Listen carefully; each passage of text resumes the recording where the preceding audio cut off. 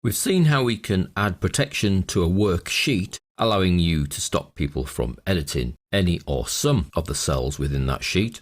Now you can also add protection to the workbook.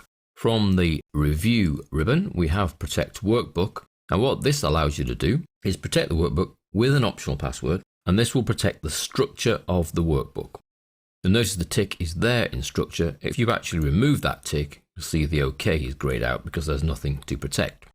So we're looking to protect the workbook structure, and what this actually does, we'll do it without a password, is it stops new sheets from being added to the workbook. You can see the new sheet button is grayed out here, and if you right click an existing sheet, there's no insert option, and there's no delete option, and there's no move or copy option. So you're protecting the structure of the workbook. You will still need to have sheet protection if you want people not to alter the sheet structure, because protecting the workbook does not stop them from inserting new columns or new rows into the sheet itself.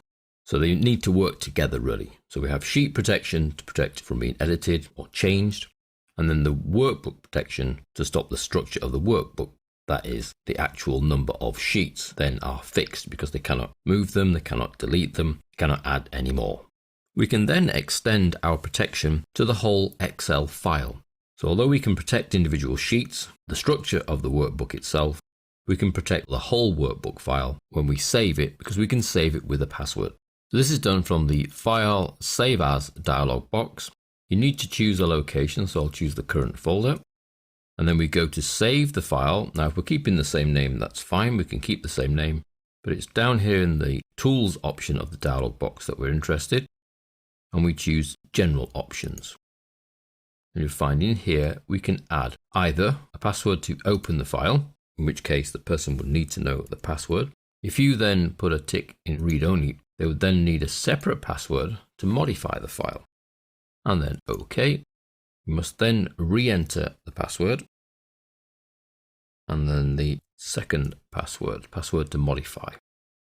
And then we click Save. Now, although it says we're replacing an existing file, we are effectively replacing the same file, but with different security settings. So that's yes. Those settings don't actually take place until you close the file. And then when we try to reopen the file, so we'll go from the recently used workbooks, sales data 2013, then we get the password to open the file. And then, because we added a password both to open and then to modify, we're then asked for the password to modify the file. Now if we don't know this password, we can still open this file by clicking read only, or we can enter the modify password and then click OK, and we're then opening the file with full security settings so we can actually edit and save the changes. Now we are prompted at this moment that says the author would like you to open the file as read only unless you need to make changes. Open as read only, well that's no, because I would like to make changes and I've already entered the password for modifying the file. So those security settings for opening and then for modifying the file will stay with this file when it's closed and saved until the point that you remove those passwords. And that's done by doing another save as, so that's File, Save As, same folder location, the same file name, but in the tools this time, when we go to General Options, you simply remove the passwords that have been placed on and remove the tick for read only. That will work without the passwords. They'll just get the little prompting box that says read only, or would you like to edit? So it's only a little stop box. It doesn't force it to be read only. So we'll take that tick out. We've removed the passwords for open and modify. That's okay.